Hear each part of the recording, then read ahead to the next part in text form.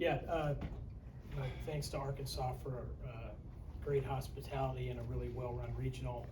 Obviously, would have loved to have stayed longer.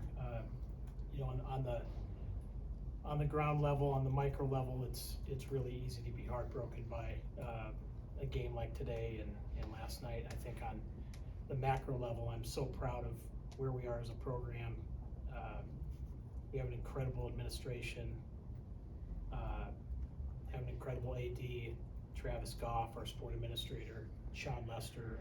I can't imagine two ADs in the world more invested in baseball than they are, and the trickle down from that from our entire athletic department and my staff and these guys. It's just an incredible commitment, and I'm super proud of where we've come. Obviously, I'd like to change the outcome of last night and today, but super proud of these guys, and yeah, could not be more excited about where we're headed and the groundwork and foundation that's been laid. Questions for the student athletes? Yeah, just for either of you guys, after some of the dramatic comebacks you pulled off this year, how frustrating was it not to be able to get the one run you needed to tie in those last few innings? You want to go to me? You can go. All right. Yeah, it's frustrating, but we've all believed in each other all year. We just needed that moment to click, and we just didn't get it these past couple of days. And Michael, how do you kind of reconcile, I guess, the growth of the program over the course of time you've been here, the good vibes for much of the season with how it feels right now?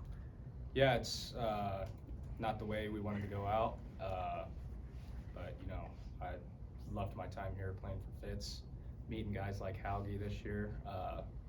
But I think we're all incredibly proud of each other. We have nothing to hang our heads about.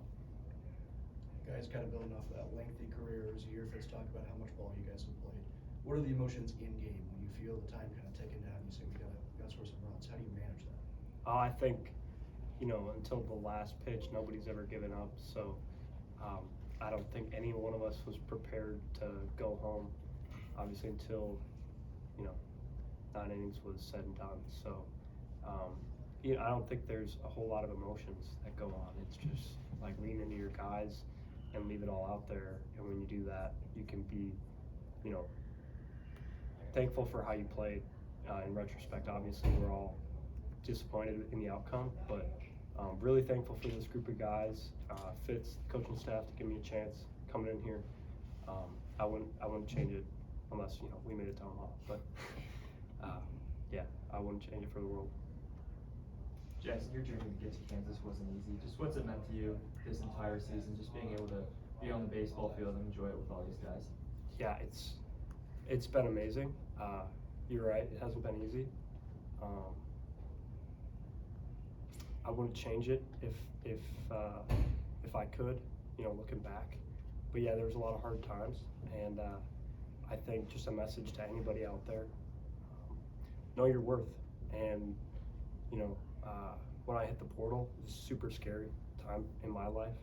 Coming off a concussion at my old school, coming off of a lot of people telling me, what I was, and I came here and I don't regret a single thing. And I had one guy, telling me to come help his team out, and I had another guy on the other side, telling me I was going to be a 200 hitter at the next level. So really thankful for the chance that I got, and wouldn't change it for the world.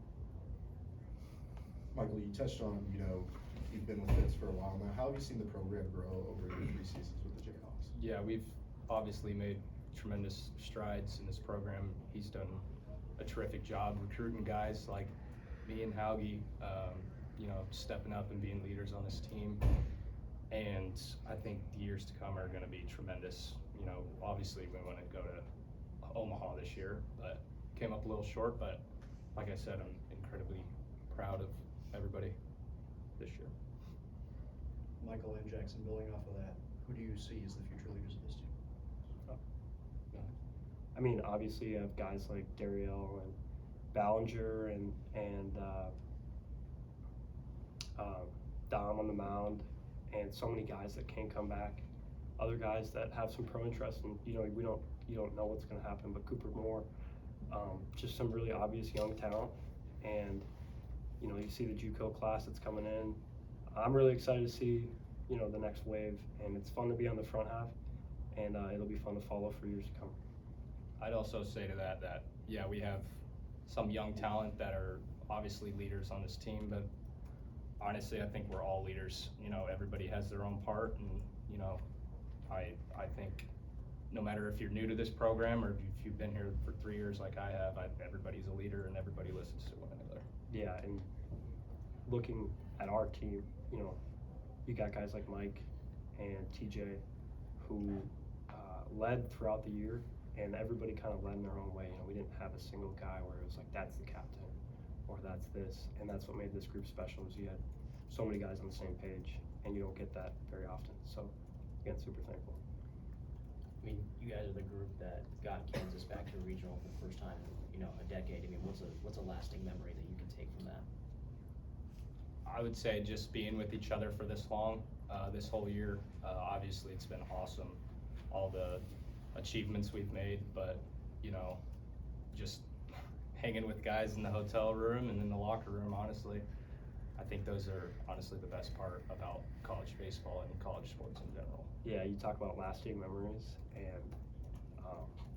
all the things you do off the field with your teammates, but then, you know, you look back at the fan experience this year, that was super special, especially to start the year, where, you know, we're going up there and you hit a home run and you look up and you got 1,000 students just, you know, rated it down from the student section. It's pretty cool. So I hope that can continue for years to come. And, you know, I think we got the right people in place to put in accommodations so that, you know, we keep having a unique fan experience at Kansas. So. Any more questions for the student athletes? Guys, congrats on a great year. Thank you. Thank you.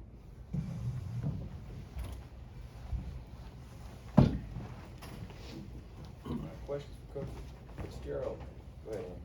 And then obviously, like you mentioned, it was the first regional for Kansas since 2014. Just obviously not the results you wanted, but to get that accomplishment, just what does that kind of do for the groundwork and improvement? I think you know, there are tangible steps you take along the way, and you know, some that are really seen and some that are unseen. I think getting to the NCAA tournament is a very visible step, and so I think it was important that we did that, just to validate the work and you know, everything that's gone into it, and really exciting. And I think if you ask the guys on that bus right now or back at the hotel, you know, I think none of them would be surprised by it. We didn't spend a ton of time talking about it. We just talked about the day in, day out, but none of them were surprised that we did this. They're all devastated that we're not still playing, but I think I say that to say, you know, a new bar has been set now in terms of what we're shooting for, and then I think the tangible piece of doing it gives belief of like, guys, we've done this before. Coach, you talked about the next step being sustained success. How do you feel like you guys are set up to achieve that, and how much does the culture that you guys have been able to build contribute to that? Yeah, I think that the culture hopefully is driving it, and it's something that we have to take care of every day, and I think the guys, their buy-in starts in the recruiting process. My staff is amazing at that, and we really spend so much time on getting the right people. You know, Jackson Howgie's a great player, but he's an even better person, and so is Brady Council, and so is Brooksy, and so is Tommy. I can just go up and down the lineup here. They're really good men, and I think that when you get a group of guys like that, it becomes sustainable because you're all pulling in the same direction. They're all very different, but they're all like-minded in terms of their humility towards each other, and how much they love playing baseball and how much they care about being a Jayhawk. Coach, I've asked you a few times to reflect on the season a few times, and sometimes you hit or miss with that. It probably hasn't sunk in yet, but are there any moments, just looking back, that you like to package up and keep? Oh, there are a billion of them. Yeah, I mean, there's so many great wins, but to me, it's the moments of, you know, like these guys said, it's the moments off the field. I don't know half the stuff that they're talking about. I don't know I don't even know what it means half the time, but they are really funny, and the joy they have when they're together, the way they treat people, you know, they're really good men. And so I think to package that up is what I'd really like to package up, because that's rare. A team like this is rare to have this many guys that are such elite teammates, amazing teammates. But you know, the list of wins, I mean, we have 27, got 26 come from behind wins. I mean, I could do with a few less of those, meaning that we have leads. But yeah, a million memories to think about, and I will definitely, you have my word, I'll spend some time this summer reflecting on it. Coach, you talked highly about Jackson Howgie all year. Just in the end, how much fun was he to coach? Oh, he's the best. Yeah, he's the best. He's got a couple speeches memorized, movie speeches that he'll bust out in quite possibly the most stressful times of a baseball game, and he just has a way of bringing people together. He's going to do really special things with his life. I don't think his baseball's over by any means.